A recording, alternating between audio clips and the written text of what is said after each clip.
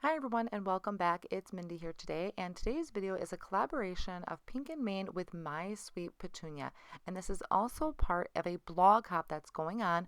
I'll have my blog listed down below the video so you can find all the details about the amazing giveaway that's going on right now, so be sure to check that out.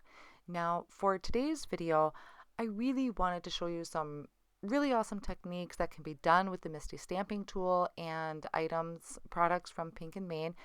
But honestly, I wanted to show you just what I really love about the Misti Stamping tool. I just love to stamp with it. I would not be stamping if it wasn't for the Misti tool. I have done stamping for many years.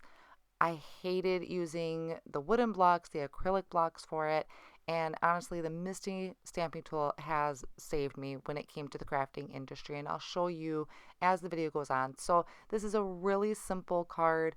I'm not doing anything fancy as far as techniques with the Misti stamping tool. I just wanted to show you why I love it so much. For starting my card here, you can see I'm doing a little bit of ink blending with the Distress Oxides, and I'm using the 4-point star stencil from Pink and Main. So I'm just lightly going over this with some blues. I'm doing a really light touch. I planned on using an image from Pink and Main in the bottom corner there, so that is why I'm leaving that empty. And I had just taped my stencil to my paper from the back side using some post-it note tape, which is just a low tack tape. So then I can remove this, and I just have that nice variation of colors on there. And at this point, I really didn't know what I was going to have for an image down at the corner, but I thought it would work really well with this Rain and Shine stamp set. So I decided to go with the mouse that's holding the umbrella. So kind of gives the effect of rain coming down, sort of, in a creative way, I guess. So this is where I'm using my Misti Stamping tool. And I'm going to line my image in that bottom corner. You can also use a magnet to hold your paper down. I had decided not to because at this point of the video I couldn't find my magnets. But then you close the lid and it'll catch that stamp. So I'm going to use some black Copic friendly ink, and a lot of times when I stamp my images, I don't get a really crisp image. That's just my luck, how it goes. So this is one of the best things and the simplest things I love about the stamping tool, is that I can stamp that and then ink it up again and stamp it again. And that makes my lines really nice, really stands out, and will withstand my Copic coloring. So now what I'm going to do here is I'm just taking that stencil, kind of lining it back up to where I had originally placed it, and I'm just going to come back in lightly with some of that blue, since I had a little bit more room than I thought I was going to. So I'm just carefully going back in with it. I could go in on top of the image. You can color on top of Distress Oxides, but because of the pattern that it is, I actually had tried this previously, and I could kind of see the stars through my coloring. So I tried it again, and I just went around it and did a light variation there.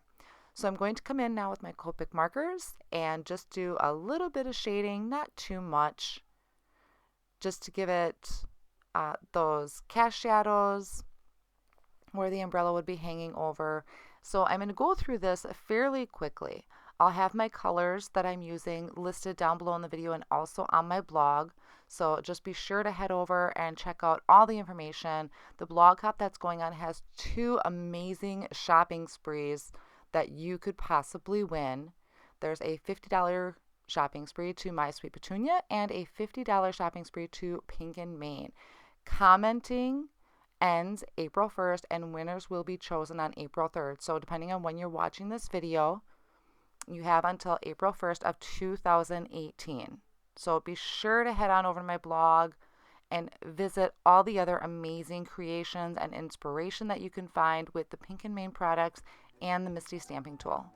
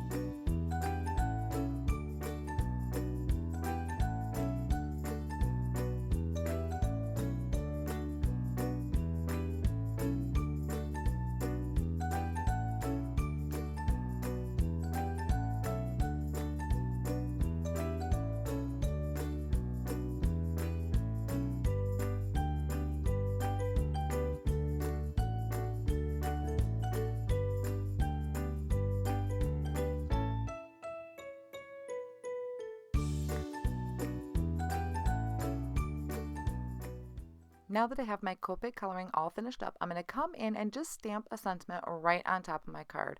This is another time when I use the Misti Stamping tool is stamping my sentiments.